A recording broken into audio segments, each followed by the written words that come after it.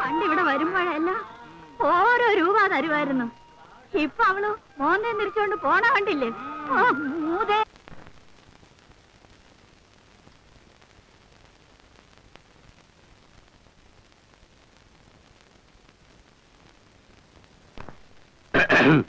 അല്ല സാറേ, സാറിന്റെ ഈ താടി മീശ എല്ലാവരുടെ കണ്ടിട്ട് എന്നോ എവിടെയോ വെച്ച ആരെയോ കണ്ടതുപോലെ ഓർക്കുന്നല്ലോ. ആരെയാ? അതല്ലേ സാറോട് ചോദിക്കുന്നത്. ആട്ടെ സാറേ, സാറിപ്പോ ട്രെയിനിൽ നിന്ന് ഇങ്ങോട്ട് ഇറങ്ങി വരുന്ന വഴിയാണോ? ചേട്ടൻ ഈ നാട്ടുകാരനല്ല അല്ലേ? ഇന്ന് ട്രെയിൻ വളരെ ലേറ്റ് ആയിരുന്നു ചേട്ടാ.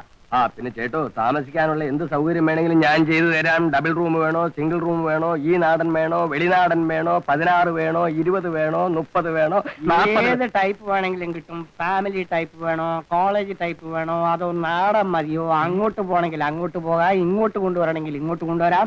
മദ്രാസ് വേണോ, കേരളം വേണോ, ആന്ധ്ര വേണോ, കന്നഡം വേണോ? പോടാ അവിടെ. കൊല്ലന്റെ ആലയിലാണോടാ സൂചി വിൽക്കാൻ വന്നിരിക്കുന്നത്? അയ്യോ എന്റെ ചേട്ടാ, നമ്മൾ രണ്ടുപേരും ഒരേ നിയോജക മണ്ഡലത്തിലെ 2 സ്ഥാനാർത്ഥികളാണെന്ന് ഞാൻ അറിഞ്ഞില്ല കേട്ടോ. ചേടാ, പനി പിടിച്ചിട്ട് തണുപ്പ് സഹിക്ക വയ്യാതെ ഒരു കോട്ടെടുത്ത് ഇട്ടെന്ന് വിചാരിച്ചേ താൻ എന്നെ ഇത്രയും ശിക്ഷിക്കണം? ഞാൻ ഡബിൾ എമ്മയാ. ക്ഷമിക്കണം ചേട്ടാ, ഞാൻ വെറും എമ്മയാ. ചേട്ടൻ ഡബിൾ ആണെന്ന് ഞാൻ അറിഞ്ഞില്ല. എന്തായി, ജോലി വല്ലതും കിട്ടിയോ? ഒന്നും ശരിയായില്ല രാമ്പിള്ളേ. ഒരു സോഡ ഞാൻ. ജോലി കിട്ടിയിട്ട് പോരെ സോഡ? ദാഹിച്ചിട്ട് വെയ്യടൂ. ഇപ്പൊ തന്നെ 30 രൂപയോളം പറ്റിക്കഴിഞ്ഞു. അത് വീട്ടിട്ട് മതി സോഡ. എന്ത് പറഞ്ഞടാ?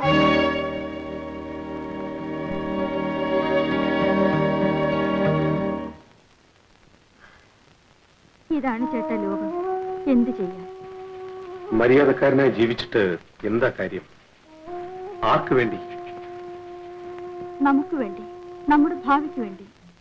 വെറും 30 രൂപയ്ക്ക് വേണ്ടി ആ കടക്കാരൻ എന്തൊക്കെ പറഞ്ഞെന്നറിയോ? ചട്ടമ്പിമാർക്ക് ഇവിടെ സ്ഥാനമുള്ളൂ. വീണ്ടും സൈക്കിൾ ചെയ്യാൻ എന്റെ കയ്യിലെടുത്തെങ്കിലേ എന്റെ പഴയ സ്ഥാനവും മര്യാദയെല്ലാം തിരിച്ചു കിട്ടും. കുറച്ച് ദിവസങ്ങൾ കൂടി ഒന്ന് സമാധാനമായിരിക്കും. ഒരു ജോലി കിട്ടിക്കഴിഞ്ഞാൽ എല്ലാം ശരിയായിക്കൊള്ളും. ദിവസവും ആ കടക്കാരന്റെ മുന്നിൽ കൂടെ വേണ്ടേ പോകേണ്ടത്?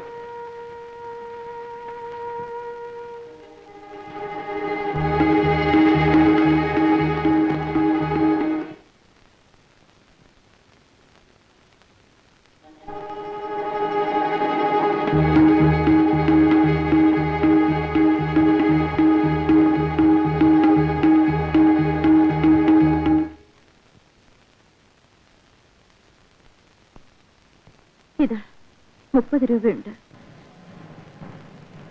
ഇതെവിടുത്താ? കുറച്ചു നാളായി പട്ടിയെ ഒരാൾ വിലക്ക് ചോദിച്ചുകൊണ്ടിരിക്കുകയായിരുന്നു. ഒരു കുഞ്ഞിനെ പോലെ നീ അതിനെ വളർത്തി, എന്നിട്ട് അതിനെ വിറ്റെന്നോ? നിസ്സാര ഒരു 30 രൂപ കാരണം നമ്മുടെ ലക്ഷ്യം തകരാൻ പാടില്ല.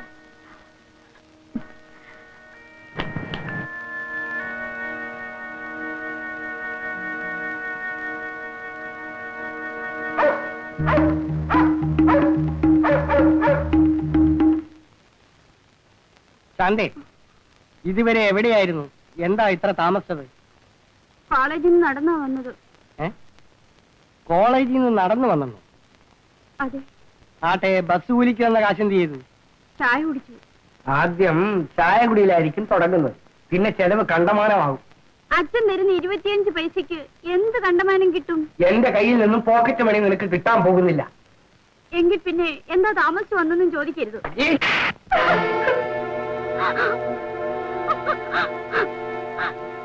ഇനിയെങ്കിലും എന്നെ അകത്തേക്ക് വിടാമോ?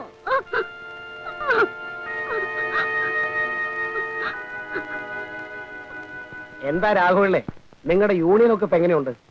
യൂണിയനോ? ഇടയ്ക്ക് അങ്ങനെ പാല് വിരിയുന്ന പോലെ പെരിയാറുണ്ട് സാറേ.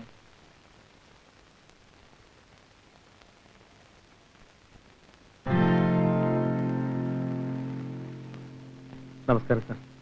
നമസ്കാരം. നിങ്ങൾ ആരാ? മനസ്സിലായില്ല. ഓഹോ, അന്ന് രാത്രി ഇടവഴിയിൽ വെച്ച് കണ്ടുമുട്ടിയ. സാറിന് കുഴപ്പമൊന്നുമില്ലല്ലോ?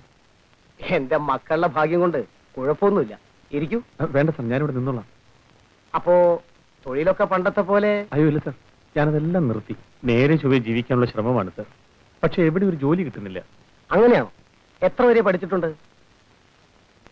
ഓഹോ, ഒരിടത്ത് ഒരു സ്റ്റോർ അറ്റൻഡറുടെ ജോലിയുണ്ട്, ചെയ്യാമോ?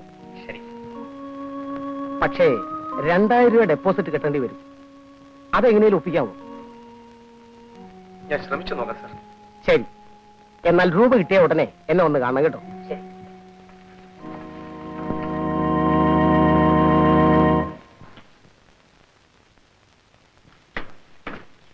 മാലതി, ഒരു സന്തോഷ വാർത്ത. എന്താ, ജോലി കിട്ടിയോ? ജോലി കിട്ടിയെന്ന് തന്നെ പറയാം. എന്ന് വെച്ചാ? ഒരു ഫാക്ടറിയിലെ സ്റ്റോറിലാണ്. ഈ സാധനങ്ങളൊക്കെ എടുത്തു കൊടുക്കുന്നൊക്കെ ആയിരിക്കാം. ജോലി എന്തായാലും എന്താ, ജോലി ഉള്ളത് തന്നെ ഒരു അന്തസ്സല്ലേ. പക്ഷേ ഒരു കുഴപ്പം, എന്താണ്, ആ ഡെപ്പോസിറ്റ്. ജോലി കിട്ടണമെങ്കിൽ 2000 രൂപ നമ്മൾ കെട്ടിവെക്കണം. 2000 രൂപയോ? അങ്ങനെ നിരാശപ്പെട്ടാൽ ശ്രമിച്ചു നോക്കാം.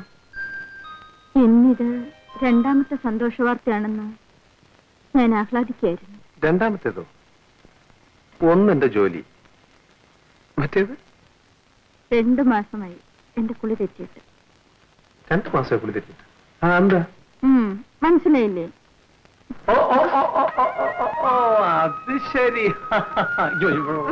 ഞാൻ നോക്കട്ടെ. അത്ര അങ്ങ് ധൃതി വെക്കാതെ, ഇനിയും 6-7 മാസം കൂടെ കഴിയണം. അപ്പോൾ കുറച്ചിരിക്കുന്നപ്പോ വരെ.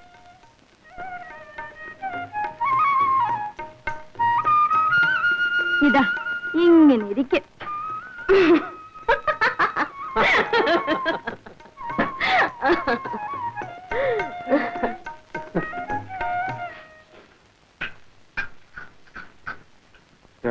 രൂപയ്ക്ക് ഇപ്പൊ എന്ത് ചെയ്യും?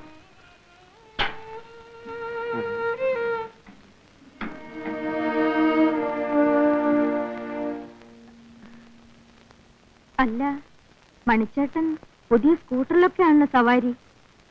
നല്ല കോളാണെന്ന് തോന്നുന്നു. ആ, തൊഴിൽ അതൊക്കെ തന്നെ. ഒരു ചെറിയ പ്രമോഷൻ കിട്ടി. പുതിയ കാശുകാരുമായിട്ടുള്ള സമ്പർക്കമാണ്. അതിനനുസരിച്ച് വരവും കൂടി. ഒരു മാലതി പോയെന്ന് വിചാരിച്ച് ഞാൻ നശിച്ചു പോകുന്നില്ല. ഈ ബിസിനസ്സിൽ ചേട്ടന് ജയിക്കാൻ ആരാ? കൈമണി അടിക്കുകയാണോ? തുറന്നു പറയാമല്ലോ, വേലുവേട്ടന് ഒരു ജോലി കിട്ടാൻ സാധ്യതയുണ്ട്. ആ, അപ്പൊ ഇതുവരെ ചാപ്പാട് ചക്കാത്തിലായിരുന്നല്ലേ? ജോലി കിട്ടണമെങ്കിൽ 2000 രൂപ ഡെപ്പോസിറ്റ് കൊടുക്കണം. മണിച്ചേട്ടൻ ഒന്ന് സഹായിച്ചാൽ.